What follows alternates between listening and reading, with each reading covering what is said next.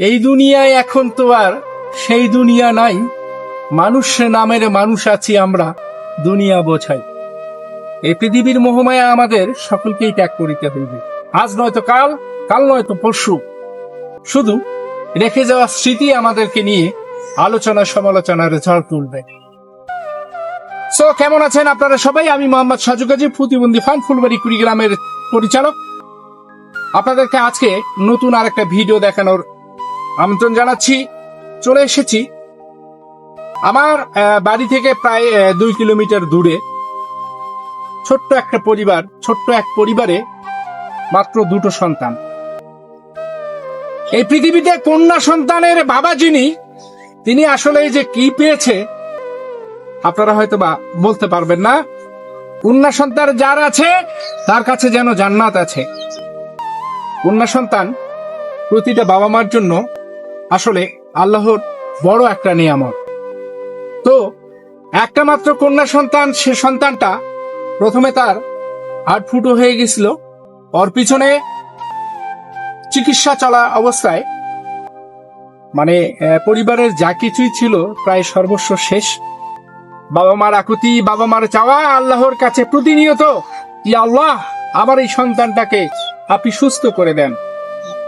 বাবা মা ছুটে চলছে সন্তানকে এই সমাজে, এই পৃথিবীতে সে যেন ভালোভাবে থাকতে পারে, ভালোভাবে চলতে পারে, শেষ আশাটুকু নিয়ে সর্বস্ব শেষ করে বাবা আসলে ছুটে চলছে।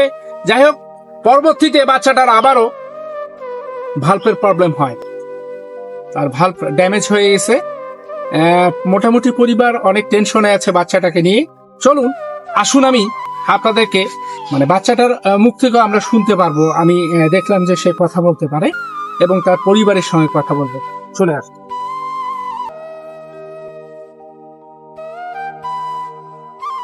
আসসালামু আলাইকুম ভাই, কেমন আছেন? ওয়ালাইকুম আসসালাম। আছি, ভালো আছি আলহামদুলিল্লাহ। তো আপনার বাচ্চা কটা? বাচ্চা আমার দুটো। ছেলে মেয়ে? ছেলে একটা, মেয়ে একটা। ছেলেটা বড়, ছেলেটা মেয়েটা ছোট। কোন ক্লাসে পড়ে মেয়েটা? ক্লাস 5। ক্লাস 5-এ পড়ে। তো এমন তো অবস্থায় কতদিন ধরে এর অবস্থা, এই মানে অসুস্থতা? অসুস্থ তো, মেয়েটার বয়স হলো 14 বছর। হ্যাঁ হ্যাঁ। বাচ্চাটা 6 মাস বয়সে আর কি ধরা পড়ছে হার্ট ফুটে। কিন্তু এতদিন থেকে চিকিৎসা চলছে। তারপরে মাথাতে গ্যাপ ছিল। হ্যাঁ। তারপরে আবার অসুস্থ হওয়ার পরে 4-5 বছর থেকে রানিং এ খুবই সমস্যা বাচ্চাটা। পরে ঢাকায় নিয়ে গেছে হার্ট ফাউন্ডেশনে। হ্যাঁ। নিয়ে যায় দেখি ওখানে তো বাচ্চাটা এখন দুটো ভাল্বই নষ্ট, একটি ভাল্ব ড্যামেজ আর একটি সেটা একটু ফুটে আছে। তো আপনারা শুনলেন যে আসলে একটা বাবা বা একটা পরিবারে যদি কেউ অসুস্থতায় পড়ে থাকে, পরিবারের গার্জিয়ান কিন্তু বাবা। আপনারা যার মুখ থেকে শুনলেন এই অসুস্থতায় পড়ে আছে যে বাবাটা, যে বাচ্চাটা। আমি আসলে মেয়েদেরকে সবসময় বাবা করে ডাকি, কেননা আমারও আল্লাহ কন্যা সন্তান দিয়েছে। তো এই ক্ষেত্রে যে তাদের যে কি টেনশন বা কি মানসিক চাপ, যারাই এই সমস্যার সম্মুখীন হয়েছে তারা কিন্তু আসলে বুঝতে পারে। তো চলে আসুন বাচ্চাটাকে একটু দেখবো। দেখুন কোথায় ওমা, ঘুমাইছেন না? আরে ঘুমায় না, হাসি আছে। এই যে মামুনি শুয়ে আছে অসুস্থতায়।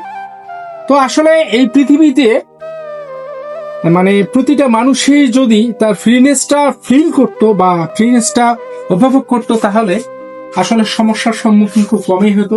আপনাদের সকলের কাছেও আমার অনুরোধ, এই বাবাটা পড়তে চায়, এই লেখাপড়া করে আমাদের এই সমাজ ব্যবস্থার মানুষের সঙ্গে চলতে চায়। আপনারা সবাই মন ভরে দোয়া করবেন এবং আমি আহ্বান জানাচ্ছি, আপনাদের অনুরোধ রইল এই বাচ্চাটা, এই অসহায় পরিবারকে সহায়তা প্রেজেন্ট করার অনুরোধ রইল আপনাদের কাছে। যে যতটুকু পারেন, যেমনে পারেন, এই অসহায় পরিবারের জন্য কিছু করেন। অনুরোধ রইল আপনাদের কাছে। আমি মামুনির কাছে শুনবো। মা, তোমার নাম কি মা? ইয়ামনি। কোন ক্লাসে পড়ো? ক্লাস 5-এ। ও, তুমি বড় না ছোট? কি খাইছো আজকে? ও, নাস্তা করছো, ভাতও খাইছো। তো এখনো সে কথা বলতে পারে।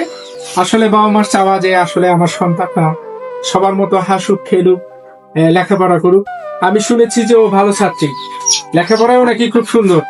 এটা আমি তথ্য নিয়েছি আসলে প্রতিবন্ধী ফান্ড যেহেতু আমার আছে, কোনো অসুস্থ রোগী কিংবা তার পারিবারিক অবস্থান আমাকে তার পরিবারে ফেস হওয়ার আগে ভালো করে তথ্য নিতে হয়। তথ্য নিয়ে তারপরে আমি আসি। প্রতিবন্ধী ফান্ড ফুলবাড়ি কুড়িগ্রাম সর্বদাই থাকতে চায় এই অসহায় মানুষের পাশে। এই অসহায় মানুষের পাশে থেকে তাদের দুঃখ কষ্ট বেদনাকে আপনাদের সামনে আমি তুলে ধরি। আমি চেষ্টা করি তাদের সমস্ত কিছু আপনাদের সামনে প্রেজেন্ট করা। তো অনুরোধ রইল, অবশ্যই যদি ভালো লাগে আমার এই ভিডিও লাইক কমেন্ট শেয়ার করে সবাইকে দেখার সুযোগ করে দেবেন। আগামী নতুন কোনো ভিডিও দেখার আমন্ত্রণ এবং এই বাচ্চাটার জন্য আমি দোয়া চেয়ে আপনাদের কাছ থেকে আজকের মতো বিদায় নিচ্ছি। ভালো থাকবেন, সুস্থ থাকবেন। আল্লাহ হাফেজ।